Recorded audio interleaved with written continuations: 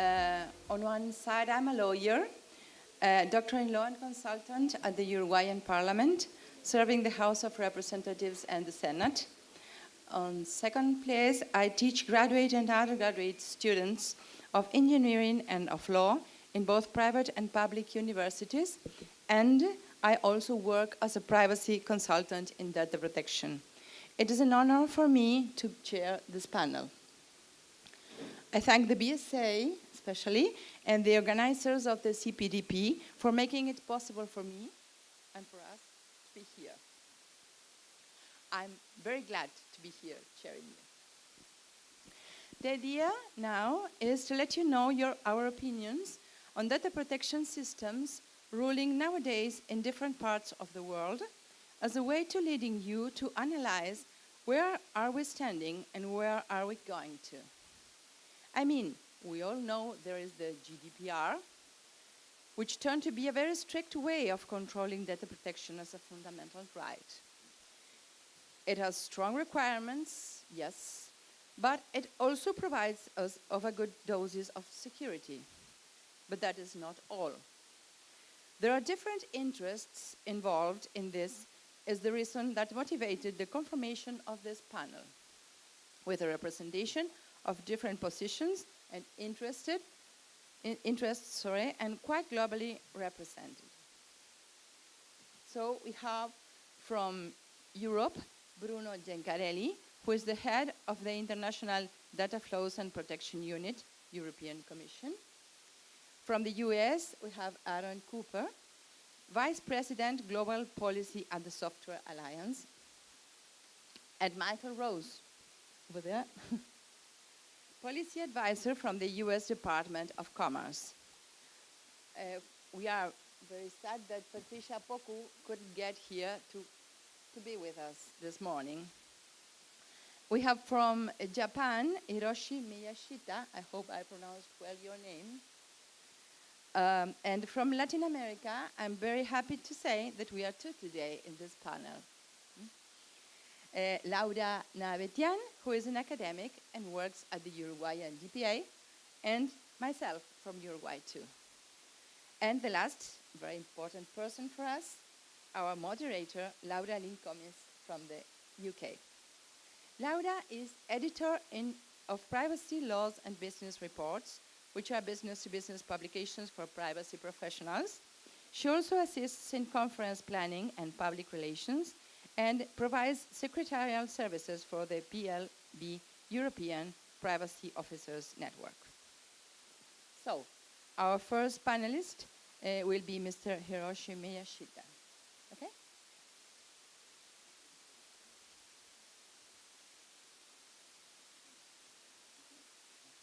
No, it's 5 minutes each. I'm going to read these bills.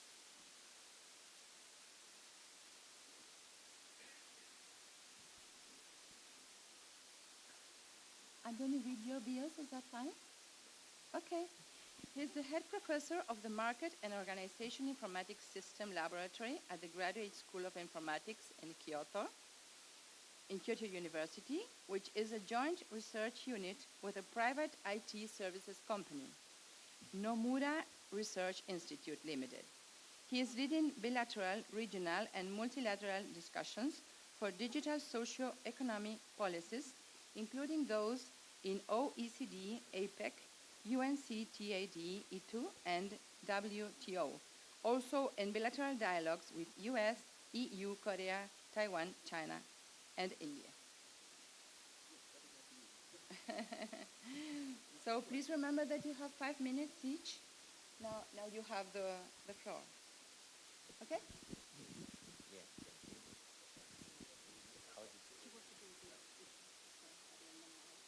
As you wish. You want me to do them all now? No problem. Okay, we'll trust that everybody knows what. So we'll kick on with the questions. And I would like everybody to spend just 5 minutes briefly discussing the state of privacy in your country or area and what is your role there, and also your top question for the EU after a few months of GDPR being implemented. Thank you. And Hiroshi, can you start, please?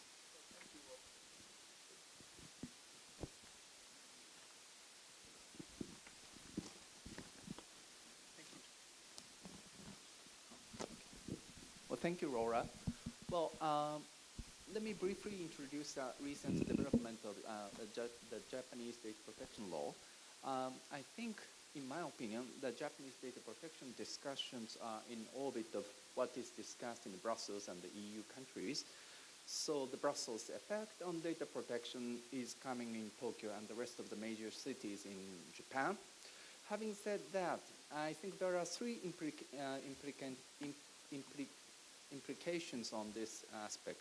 First is, as you may probably know, the mutual adequacy decision. Here, the mutual means the Japanese Personal Information Protection Commission also issued an adequacy decision to the 31 European economic areas.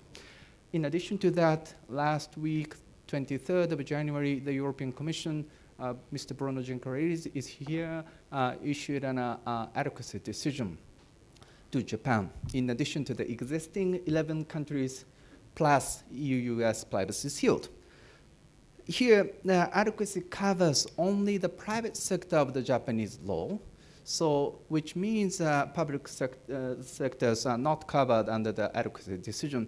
So it should be a future homework of the Japanese data protection law.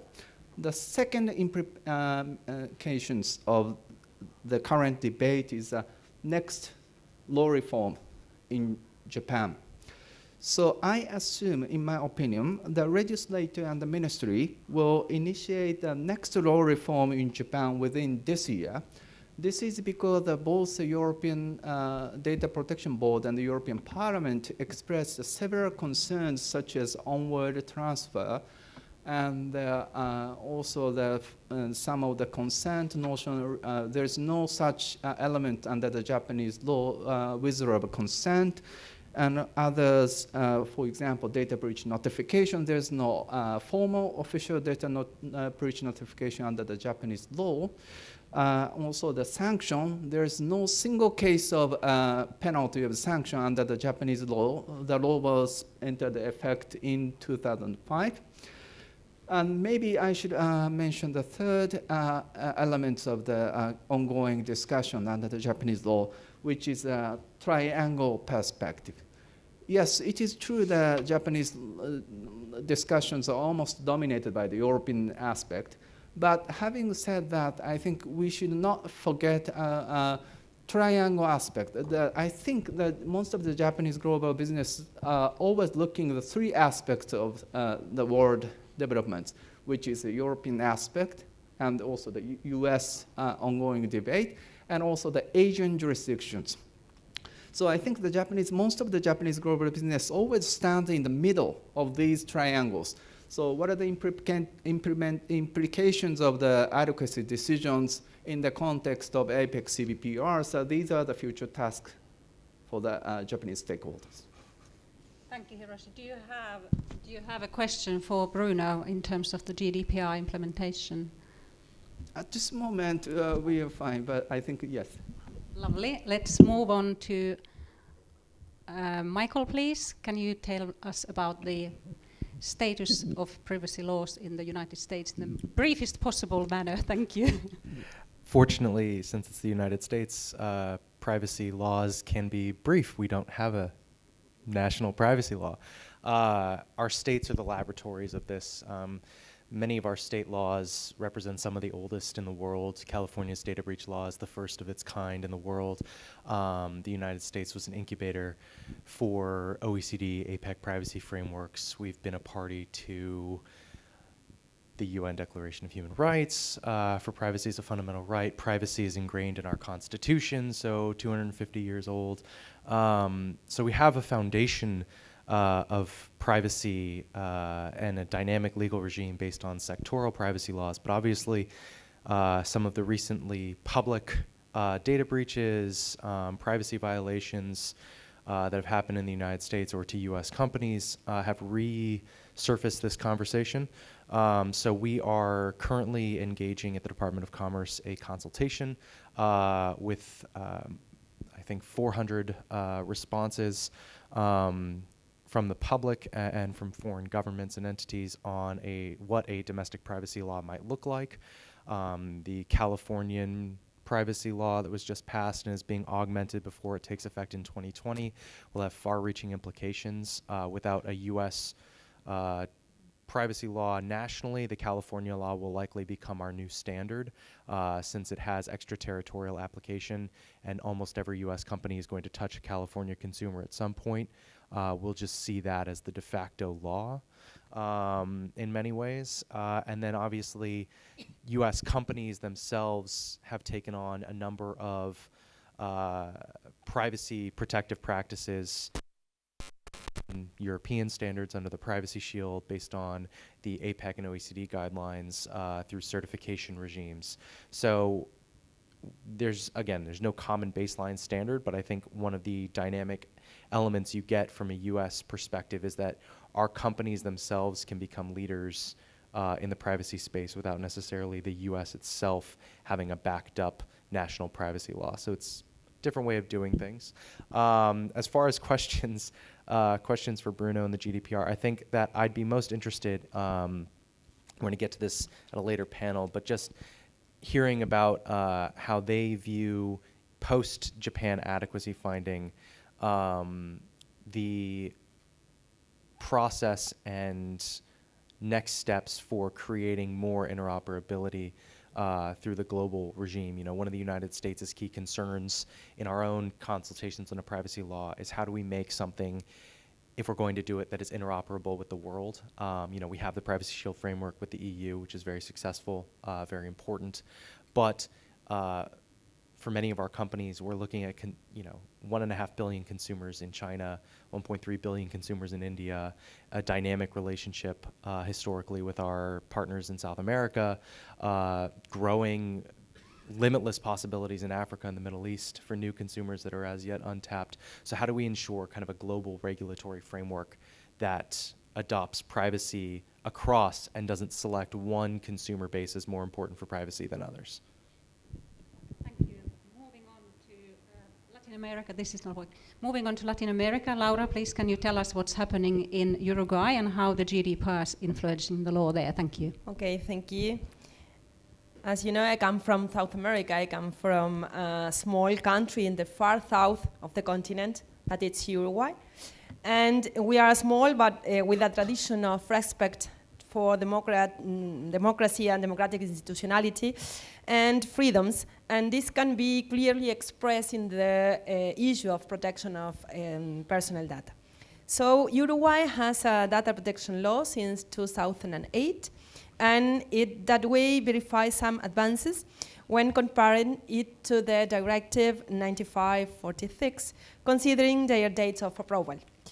The country is an adequate one, according to the European Commission. It is also a country that has ratified Convention 108 and signed Convention 108 Plus.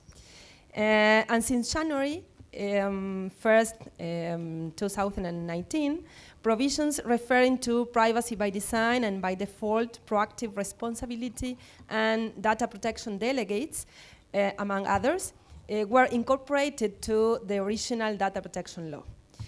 Also, Uruguay is a member of the Ibero-American Data Protection Network, currently its president, and it is working to help improving and enforcing the new regulations and helping countries that don't have legislation to approve ones. Today, Argentina is in a process of change its original law. Chile and Ecuador have bills at the parliament. Brazil approved the law recently. Paraguay is starting to consider the importance of having data protection law. So in general, the South American countries are working for having advances in this topic. These regulations verify, in general, a common pattern undoubtedly linked to continental law, and particularly in this issue, and in this time to the GDPR. The general aspects, principles, rights, safeguards, and redress mechanisms present in Latin American laws are very much like the one stated in the European General Regulation. We can ask ourselves then if Latin American regulations are a mere copy of the GDPR. And we believe that the answer is no. So the developments on Latin America come from sharing the same basis and guidelines that can be found in the GDPR. It is not about replicating the GDPR, it is about having regulations with common standards. We have different idiosyncrasies, but we share a common goal, that's what we think, standing for the person and her dignity and freedom, and that is the situation. Thank you very much. Now, Aaron, you represent BSA Software Alliance. What is the industry view on the US situation? Well, I think Laura makes a really important point that as countries around the world are considering how to change their privacy and data protection regulations, it's being done with an eye towards how do we make sure that we're providing the consumer protection that customers and consumers in our jurisdictions, wherever that is, feels appropriate for them, and trying to do it in a way that is consistent with what the EU has done, with what Japan has done, with what other countries are doing, so that we have an interoperable system. In the US, as Michael was saying, we don't right now have one harmonized set of federal privacy laws, but I think there's a lot of momentum towards that. And one thing that I think has been really helpful is at the same time that the GDPR came into force last year, there was a lot of debate in the US around privacy protections, and I think that combination has led to a lot more debate, particularly within the US, of the need to have strong federal privacy protections. I think what's happening at the state level is an important development as a way of continuing to push that debate. But ultimately, I think it's led by what do customers want, expect, and demand, and how do we make sure that the way that the Japanese law is written is tailored towards the needs in that country, but also with an eye towards interoperability. And we're seeing that in other countries as well, India, Thailand, and so on. And I think that's what's going to happen in the US as well. And I think overall, that's a really good development. The attention on privacy focuses companies' attention, and it also makes sure that we are working on an international level to have a harmonized interoperable system. Thank you. And moving on to Bruno Gencarelli from the European Commission. Can you please give us a view now, post-Japan AGESIC decision? What are the next steps? And that will allow me also to answer the question from Michael. What the Japanese adequacy decision, which indeed is a very important decision because it's mutual, because it creates the biggest area of free flow in the world, but what that decision shows, it's an illustration of convergence. One of the questions, to take a slightly different angle, what we're seeing now in the world is convergence on the basis of a number of principles that are recognized as common by all the systems we have mentioned, the Asian system, the Latin American system, the GDPR, and others. That convergence, as we see with the Japanese adequacy decisions, pays off in the sense that when you have that convergence, it's good for privacy, because when data flows, you ensure a better and higher level of protection to your citizens, and it's good, of course, for trade, because it ensures that free flow.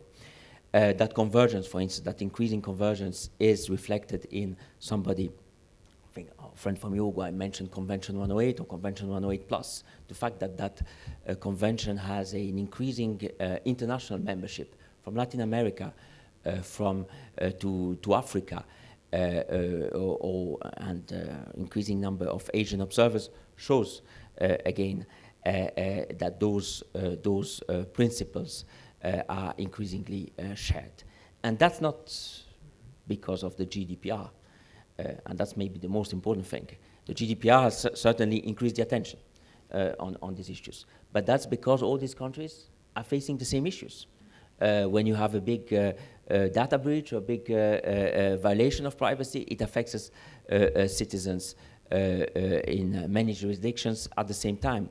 It has an economic impact because companies, their reputation, the way of doing business is affected. It has also an impact, unfortunately, that's something we are seeing increasingly, on the very functioning of the democracy. Facebook, Cambridge Analytica It's not only, it shows not only the relevance of privacy as a individual right, it shows it also the importance of privacy. It shows the importance of privacy from a collective point of view. So I think that in a word, unfortunately, which is in general characterized by fragmentation, by different approaches and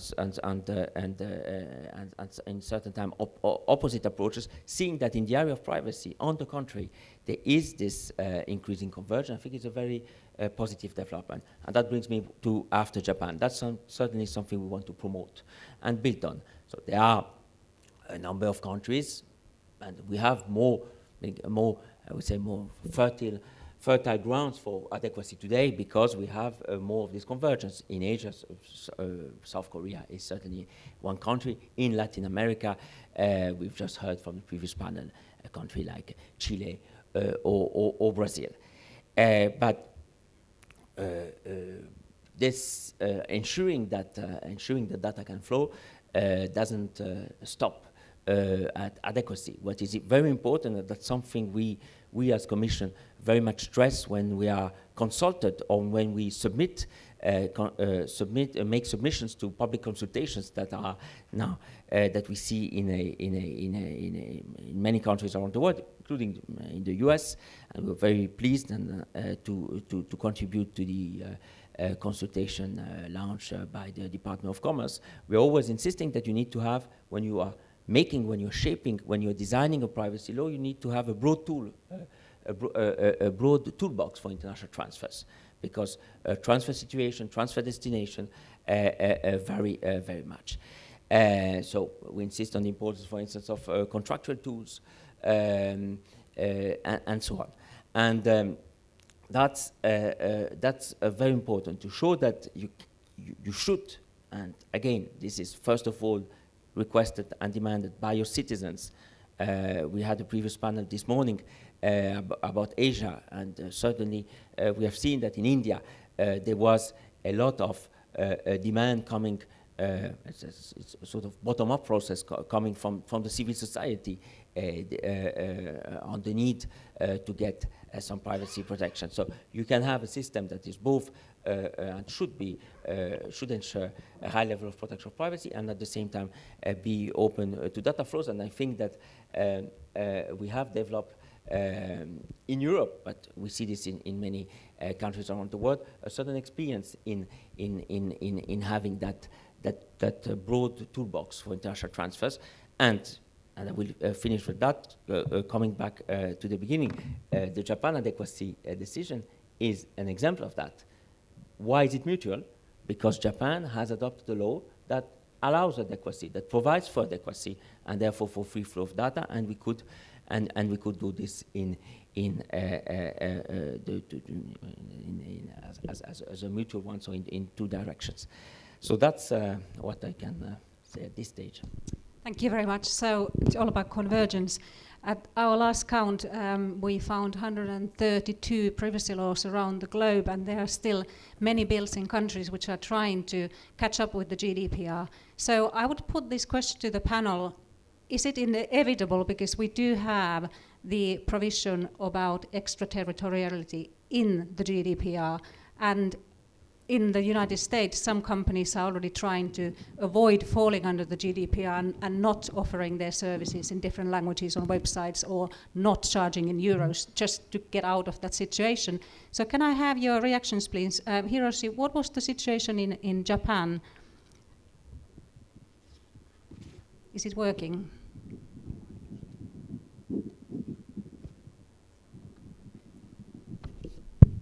Yes, it's working.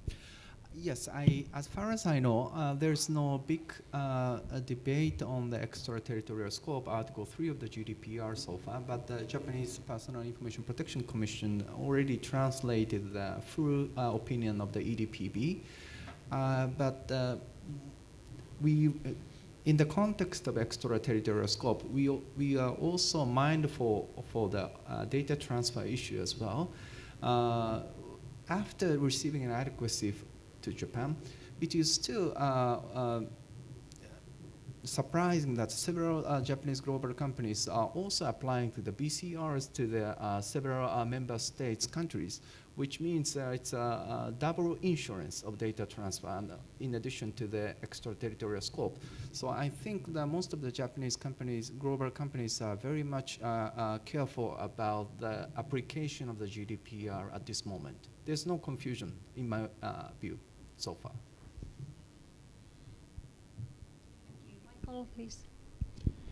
You know, I think that in many ways, US companies were more prepared for GDPR than some European companies, foreign companies, because of the Privacy Shield, because of Safe Harbor before that, because there was this history of understanding and needing to comply with European data privacy laws. So there was a foundation, an appetite for it, and it wasn't a shock to the system as much, I think, for our companies.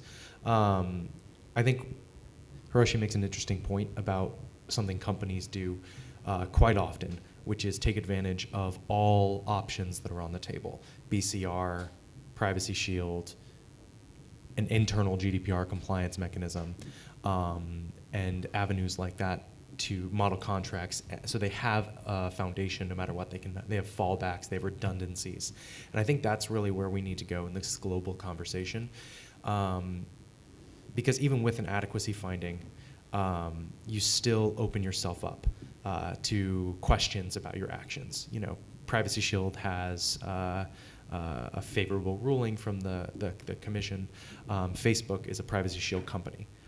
So I think that there need to be redundancies, there need to be conversations and questions for that, for global activities. And how do you ensure, just from a practical standpoint, again, I'm a government representative, but I speak with companies constantly, that you aren't fragmenting your own internal data infrastructure. So if you're going to have one level of compliance throughout your global regime, you aren't going to take European consumer data and then weigh that more valuably than your Kenyan consumer data just because Europe has the GDPR and Kenya doesn't. So how do you institute that, and then how do you demonstrate to regulators, which are cropping up left and right? I think, you know, when I started this job a number of years ago, we still operated under the Safe Harbor regime. Japan didn't have their privacy law, the APPI, and it was still kind of the Wild West globally. And now I am combating constantly, and combating is probably not the right word, but reviewing constantly these privacy laws that are being adopted or proposed throughout the world that have tweaks on OECD, tweaks on GDPR, but they're tweaks that make it impossible to have just one common compliance mechanism if you're a company. And so that presents huge issues beyond just a tweak, beyond just a linear adequacy finding 11111, which is why the United States has pushed back on our own idea of having this mechanism for adequacy or this block of external data unless you do X, Y, Z. That's not an approach that we take. So I think that's the challenge for all of us in the room, is how do we create a global infrastructure similar to what you see with patents, or how do you protect IPR globally? There are institutions for that globally that handle these conversations. So I think that's a question for next steps.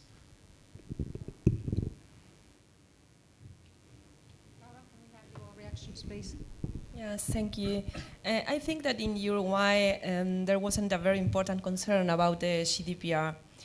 Really, the companies know that they have to work according to the law, and they have to consider really the different regulations that they are. And so I think they have to do it, and they have no problems on doing that. So I think that really the GDPR, it's not been a problem for the companies until now in my country. Yeah. So we talked a little bit in this question about data flows, which to our companies, BSA members that are providing data analytics services, developing AI, the ability to transfer data around the world is one of the most important issues for them. If you're going to have accurate data analytics, you need to have representative samples, and to do that, you need to be able to move data from different countries with different demographics in order to make sure that you have the best representative sample.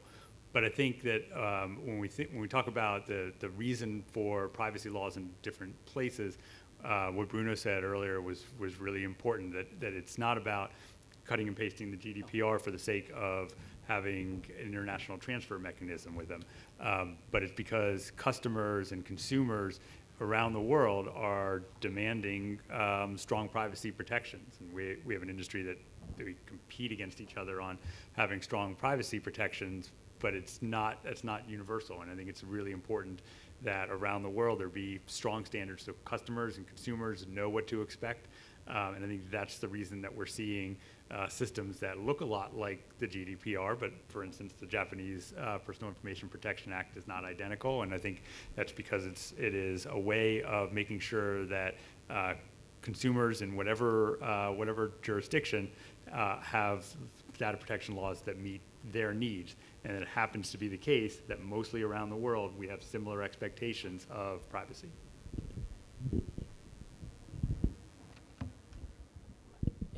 Couldn't agree more. Indeed, this is not a sort of beauty contest. That's why I had, when I read how this panel was called, I was wondering, this is not a beauty. This is not a beauty contest. And again, the example of Japan is interesting. Adequacy is not about my job, the job of my colleagues, the job of the European Commission. It's not about going around the world and looking for a point-to-point replication of the GDPR. Adequacy has never been this and will never be that. Adequacy is about, indeed, finding those core elements that, again, I would call, that are constitutive of what I would call convergence. About what you said about extraterritoriality, again, the fact that operators, companies operating in a market, in this case in Europe, have to comply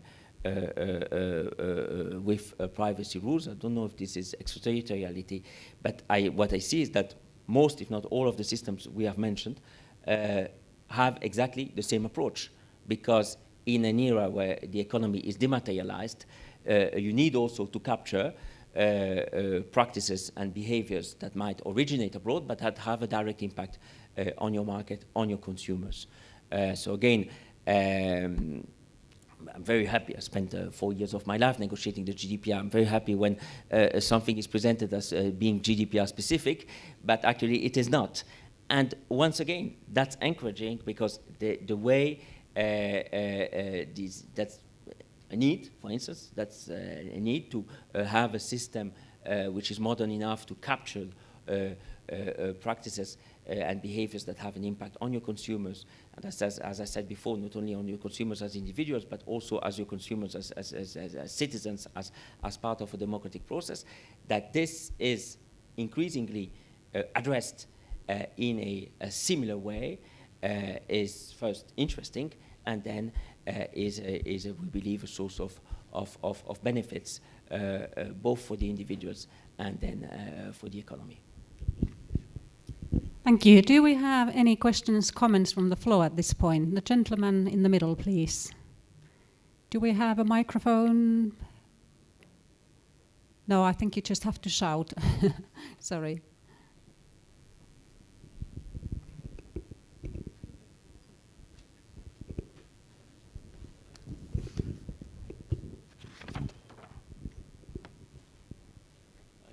Good morning, everyone. I'm Roger Salunge. I'm a PhD candidate at the last JD Law and Science and Technology, currently University of Turin. I am Cameroonian and African. So first is a remark. I wonder why there is no African on the panel, because we are, at least maybe we're not as developed as the EU and the rest, but we still have, I think, something to say, or some. We're part of the international market, I guess. The data coming from Africa too is huge and should maybe have been a part of. I'm sorry to interrupt, but we did have a panel member invited from the DPA of Ghana, and she hasn't been able to attend, so sorry about that. Okay, it's my bad then. Okay, and I have three questions. The first goes to Mr. Aaron. Because you mentioned that adequacy, Mr. Bruno, sorry. Adequacy is not about copy paste. It's because consumers have this clamoring of consumers in the world to have better privacy standards. But I was wondering, the EU directive, the 95 directive, already has an adequacy requirement. It was only a directive by then, but does that mean maybe the EU went around, did a survey, and found out that consumers were actually clamoring for better privacy needs? Because in Africa, for example, there hasn't been really like a study for consumers who are claiming that the needs our privacy in terms of maybe national business or international companies in Africa we want better. So maybe I was wondering there has been some real study to find out what the privacy needs of African or other consumers in the world needed. And the second question is still concerning adequacy. The GDPR gives exceptions to trade with countries, to share data with countries which don't have the adequacy standards, maybe in terms of a contract, there are so many. So what really does and also, I noticed no African country yet has been given an adequacy standard. So, what do African countries or Africa in general really stand to lose if they are not granted an adequacy decision? Because when we have like maybe football competitions in Africa, like the World Cup, we still have European citizens sharing data in Africa. So, under the exceptions. So is there really, as an African, should we really be concerned about this adequacy thing, given that we can still trade with Europe based on the other exceptions? And fourthly and lastly, the extraterritoriality. If the GDPR applies to EU residents wherever they are located, does that mean an EU tourist, maybe in Africa, who's not happy with how his data is treated by some company there, can he drag the company to court or under the GDPR? How does that work? I mean, I think countries have their sovereignty, the laws of the country should apply to everyone in the country. So how, in practice, how can that work if some European has his data mistreated in an African country? Thank you. So first of all, GDPR, is it really about consumer concerns? Michael, do you want to address that one from the US perspective?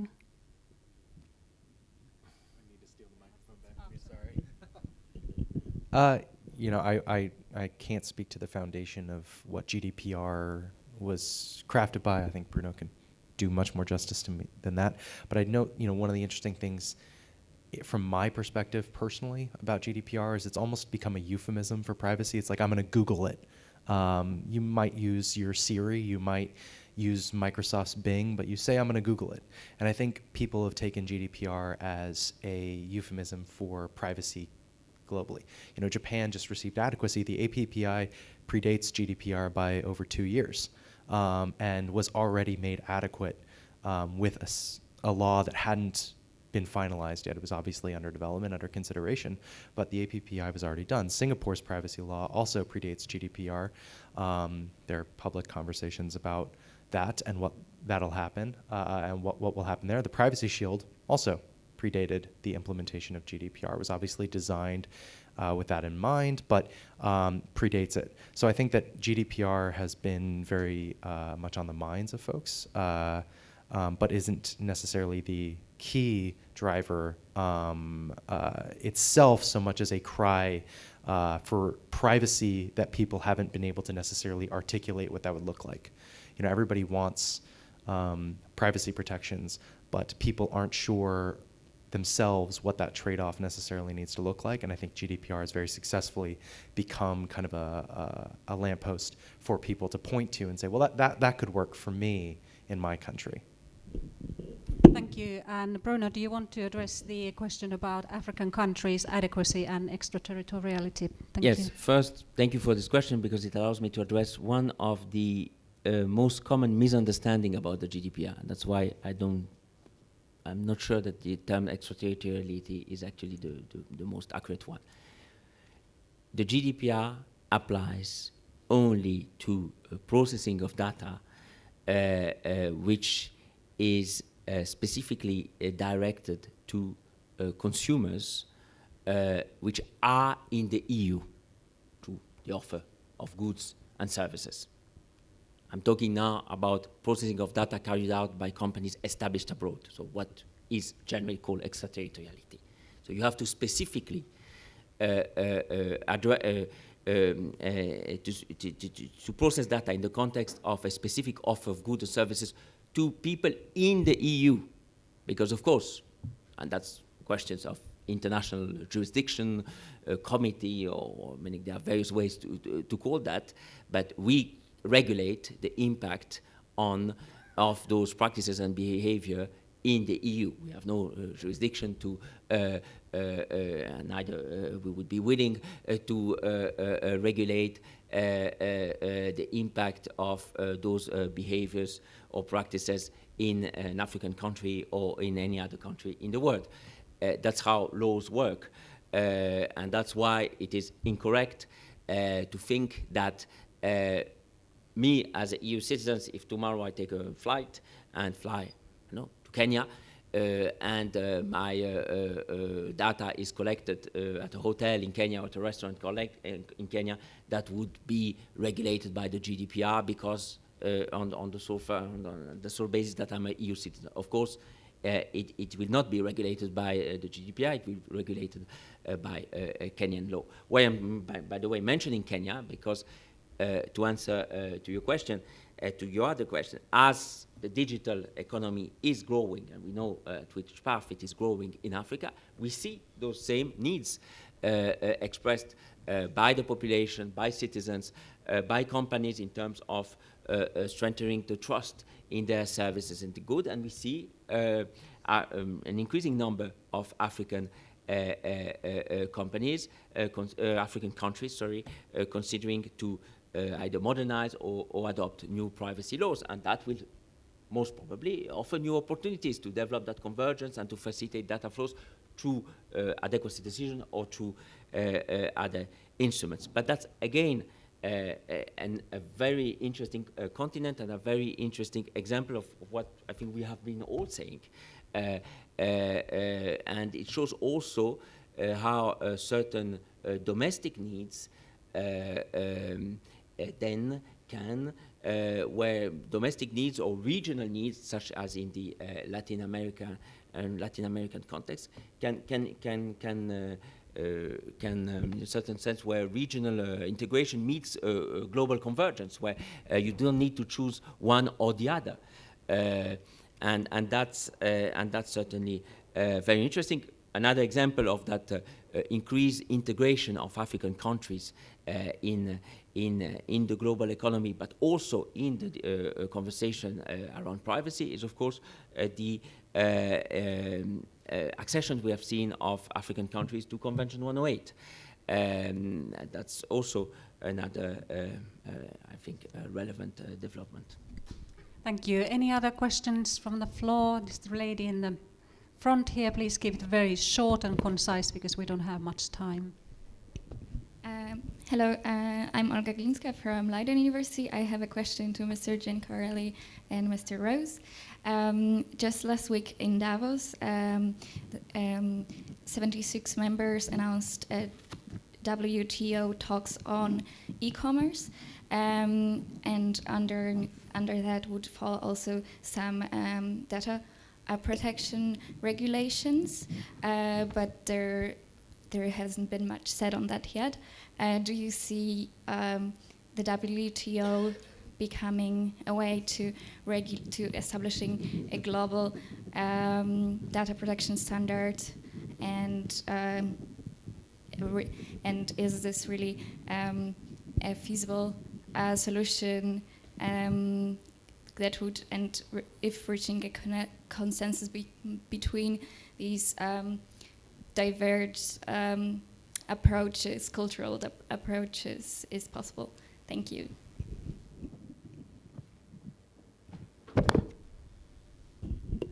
Thank you. I come from a trade agency. I used to work at the U.S. Trade Representative as well. So I appreciate that question. It's to my focal point. But I'm going to just caveat this. This is my personal opinion on this specifically. I don't think the WTO is the right place to do privacy. I think the WTO can do cross-border data flows. I think the WTO can talk about localization requirements. I think that one of the challenges you'll see is almost every privacy conversation has exception, or sorry, almost every data flows conversation has exceptions. We finalized the U.S. Mexico-Canada agreement as the first trade agreement we've ever had with privacy-specific language. We carved out recognition of a certification regime, the cross-border privacy rules that the three of us are already parties to. We just put out, the U.S. Trade Representative, our negotiating goals for the U.S.-Japan free trade agreement. That also includes privacy and data flows, but U.S. and Japan are participants in the cross-border privacy rules. So there's a mechanism that we've created in place.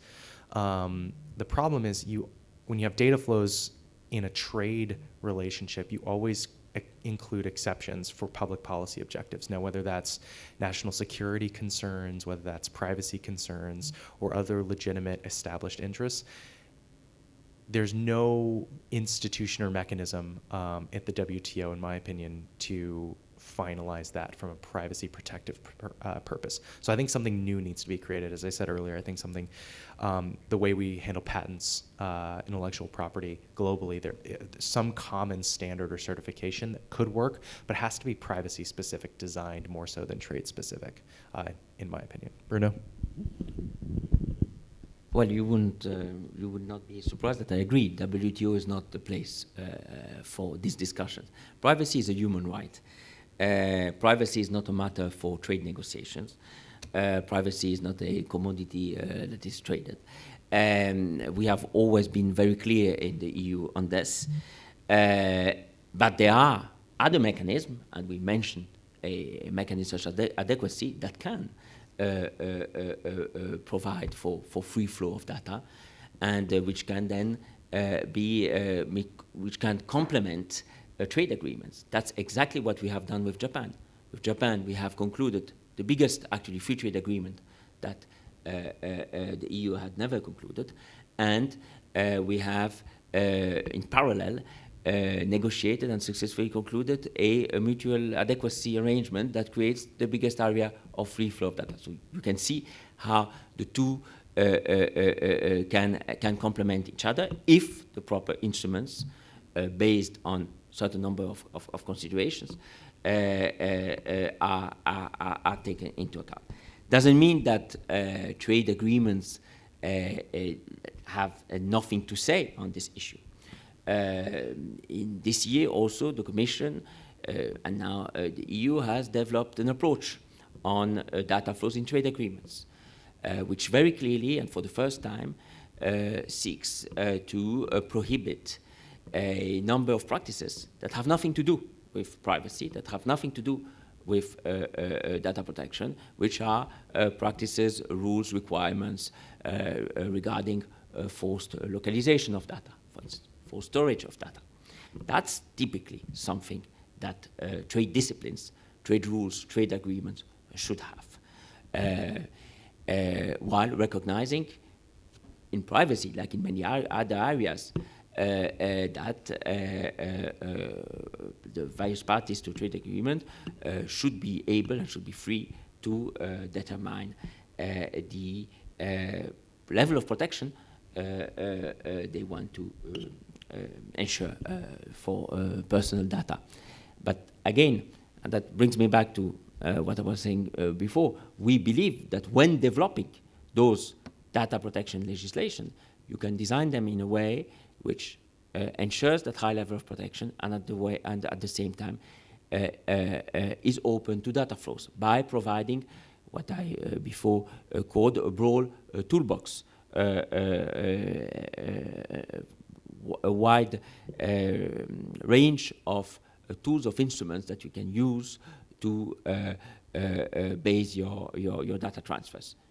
adequacy is one, standard contractual clause is another.